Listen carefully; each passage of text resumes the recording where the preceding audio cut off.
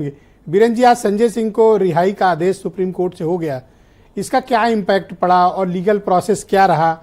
और ईडी, जैसा हेमंत जी कह रहे हैं, वो तो पीछे हट गए, सरेंडर किया, ऐसा क्यों हो गया? ये तो गिरफ्तार तक कर लिए थे। देखिए, आज जो फैसला आया सुप्रीम कोर्ट का, इसने आम आदमी पार्टी को फिर से जिंदा कर दिया है। जिस पार्टी के सारे नेता जेल में हो, जिस पार्टी का भविष्य अंधकारमय हो गया था, पार्टी कैसे चलेगी, चुनाव प्रचार कैसे होगा, फैसले कौन लेगा, उसका राष्ट्रीय स्तर का दर्जा भी छीनने की स्थिति में आ सकता था, वही संजय सिंह जो पार्टी का बड़ा चेहरा था, वो उनकी रिहाई के बाद से उसमें उत्साह पैदा हो गया। तो ये एक टर्निंग पॉइंट आप कह सकते हैं कि इस देश की सियासत में और खास तौर से आम आदमी पार्टी की सियासत में एक बहुत बड़ा ये मोड़ आया है, जो आम आदमी पार्टी के लिए संजीवनी की तरह है, जो मूर्छा में चली गई थी, जिसके सारे बड़े नेता जेल चले गए थे। संजय सिंह की जमानत होना उनके लिए उत्साह पैदा कर सकता है। ब्रजेश जी, संजय सिंह एक ऐसे नेता हैं जो बेबाक बोलते हैं, और इसी बेबाक बोलने की वजह से उनको चपेट में लिया था ईडी सीबीआई ने। अब वो जेल गए, लेकिन संजय सिंह कोई केजरीवाल या सिसोदिया की तरह नहीं थे कि पहली बार जेल गए। वो पहले कई बार जेल जा चुके हैं आंदोलनों में, तो वो घबराए नहीं, वो हाथ हिलाते हुए जेल गए थे। हालांकि 6 महीना लंबा वक्त लगा उनको, लेकिन सुल्तानपुर के उत्तर प्रदेश से रक्षा वालों के साथ कई बार जेल जा चुके संजय सिंह, सड़क किनारे पटरी वालों के साथ कई आंदोलन करने वाले संजय सिंह दिल्ली में जाकर एक बड़े राष्ट्रीय नेता के तौर पर अपनी पहचान बनाने में कामयाब हो चुके हैं। और उनकी इस गिरफ्तारी ने उनको इस देश में और ज्यादा बड़ा नाम दिला दिया। इस बात को लोगों को समझना होगा कि अब जब संजय सिंह छूटे हैं, तो आम आदमी पार्टी के कार्यकर्ता और नेता में ये उस उम्मीद में है कि उनके और नेता भी अब जल्दी छूट सकते हैं। देश में इस समय चुनाव का जो माहौल है जी, उसमें कौन आदमी जेल में सही बंद है या कौन आदमी गलत बंद है, इसका फैसला जनता अपने ओर से करने वाली है। बहुत जल्दी आने वाले वक्त में 19 तारीख को पहले चरण का मतदान शुरू हो जाएगा इसी महीने में, तो सब चीजें साफ हो जाएंगी। लेकिन संजय सिंह की रिहाई ने आम आदमी पार्टी में ऊर्जा तो भरी दी है, और संजय सिंह अब आम आदमी पार्टी की लीडरशिप कर सकते हैं, वो उसको चला सकते हैं, चुनाव में कैंपेन कर सकते हैं। इन सब चीजों पर कोर्ट ने कोई रोक नहीं लगाई है जी। वो बेबाक होने के साथ जानकार भी और विद्वान भी हैं, तर्कपूर्ण भी जवाब देने में माहिर हैं, और यही वजह है कि वो सत्ता पक्ष की आंखों में खटकते हैं, और उनके जो बयान होते हैं वो बड़े चुभने वाले बयान रहते हैं। उनके लिए बहुत सारे धरना भी हुए थे। उत्तर प्रदेश में जब 2022 का चुनाव हो रहा था, तो हमने देखा कि उनके ऊपर दर्जनों मुकदमे हुए थे, लेकिन वो लगातार लगे रहे।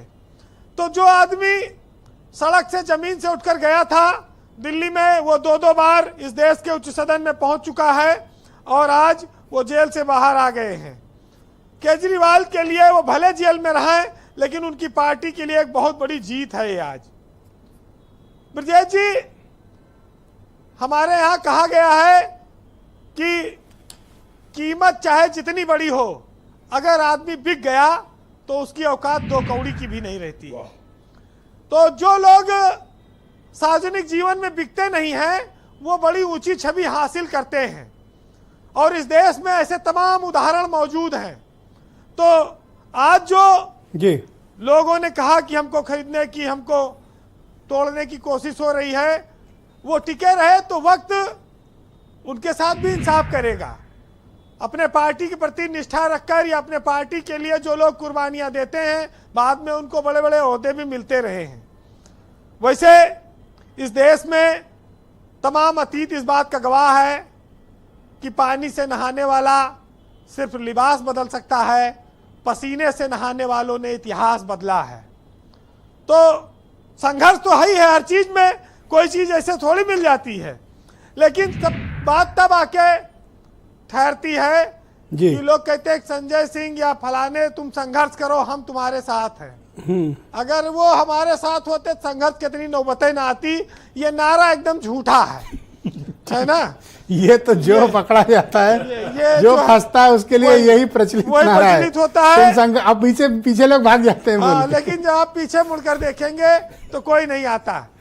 इस देश में लड़ाई बीजेपी और इंडिया गठबंधन के बीच है, एक माहौल बनी, लेकिन अलग अलग राज्यों में भाजपा को अलग अलग छत्तरों से लड़ना है, जिसमें पंजाब, दिल्ली और कई राज्यों में आम आदमी पार्टी से उसको लड़ना है। आम आदमी पार्टी भाजपा के लिए एक बड़ी समस्या बनी, और अब जब वो घोटाले में फंसे थे तो ये लगा कि अब इनका कैंपेन टूट जाएगा, ये पार्टी आगे नहीं बढ़ पाएगी। लेकिन संजय सिंह के हाथ छूटने से उनको एक रास्ता मिला है। जी वीरेंद्र जी, कंक्लूड करें जी। सियासत में लहजे का, बोली का, भाषा का बड़ा महत्व होता है। बहुत सारे लोग विपक्ष में रहकर मधुर भाषा में भी बोलकर बहुत कुछ बचे रहते हैं, हासिल कर लेते हैं।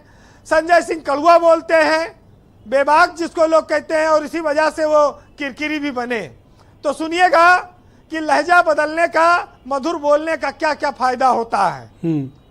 कि नहीं होती अगर बारिश तो पत्थर हो गए होते, और ये सारे लहलहाते खेत बंजर हो गए होते। और तेरे दामन ने सारे शहर को सैलाब से रोका, नहीं तो मेरे ये आंसू समंदर हो गए होते। और तुम्हें अहले सियासत ने कहीं का नहीं छोड़ा, हमारे साथ रहते तो सुखनवर हो गए होते। और अगर आदाब कर लेते तो मसनद मिल गई होती, अगर लहजा बदल लेते गवर्नर हो गए होते। तो भैया मंत्री हो तो गए, मंत्री बन गए। पीला गमछा जिंदाबाद।